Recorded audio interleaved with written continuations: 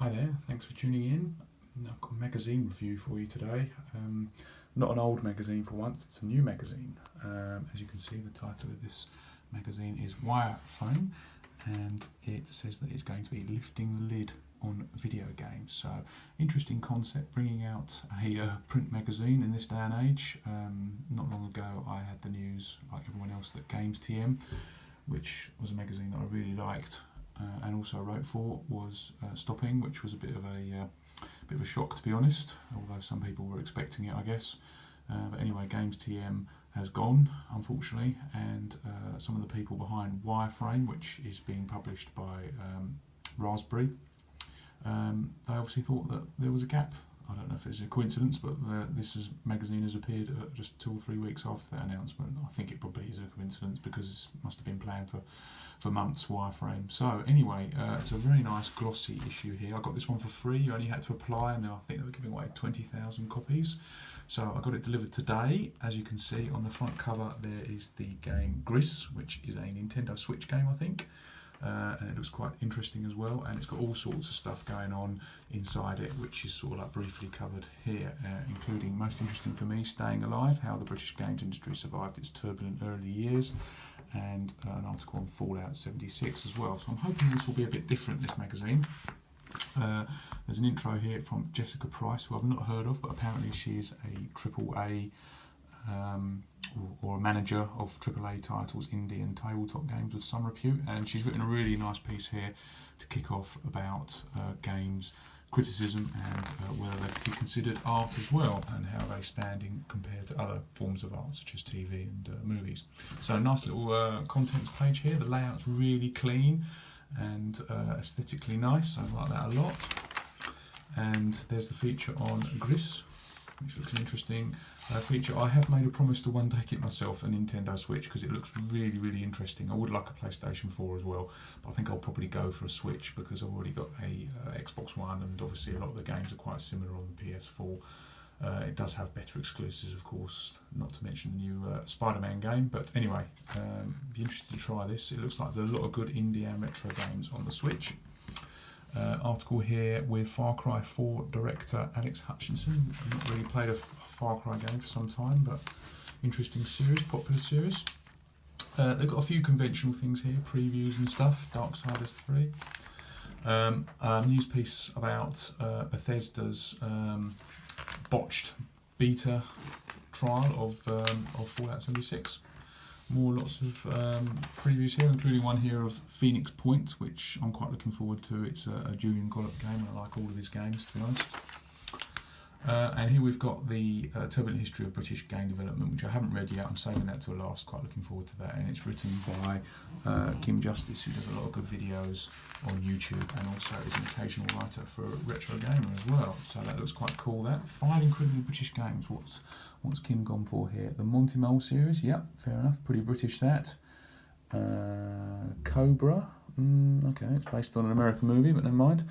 The Biz, yeah, that's pretty good. School Days, of course, oh yeah, and Technician Ted, yeah, they're pretty good picks there by Kim, I think. So, Interactive, this is an article about the Portal reimagining on Commodore 64, so I imagine this magazine will be featuring a lot of homebrew articles. And this is probably the most interesting aspect of this magazine, Toolbox, which is, as my son pointed out, he said, this isn't games, it's maths. So I did say to him, well, there is a lot of maths behind the design and creation of games, so maybe you should read this, son. So anyway, we go on to this Toolbox. A bit of retro there as well, by the look of it. Feels like it's in not quite so glossy paper, this bit, but anyway, still pretty good. The genius behind Defender's explosions. Of course, Defender was famous for its dramatic explosions. Author there is Craig Grinnell, who also used to write for Retro Gamer, and explains the explosions in Python here, which is quite cool. So I guess that means you can recreate them on a Raspberry Pi, as the magazine is being produced by the people behind the Raspberry Pi. That seems quite a logical thing to do. Now, this was the thing that disappointed my son, because he was desperate to see if there was anything about Fortnite in here, and he was pleased to see there was, but then when he saw the nature of this article, he wasn't quite so pleased, because Will Luton here is looking into the mathematics behind the game. Obviously there is a lot of maths behind it, like there is any video game, and explaining, by the looks of it, some XP here and exponential curves. Yes, yeah, quite in-depth look at the mathematics behind Fortnite there. So I'll have a look at that. Probably make my brain go into a twizz, but anyway, toolbox, very interesting section. And then we move on to, oh, there's an advert there. You can download an app already. This magazine is available for subscription. I'm not sure if it's available on newsstands or not at the moment, but anyway, you can certainly get it at a pretty decent price, and I'll probably be going for that as well. Artful Avoidance, this looks quite a cool article as well, from Gone Home environmental artist Kate Craig.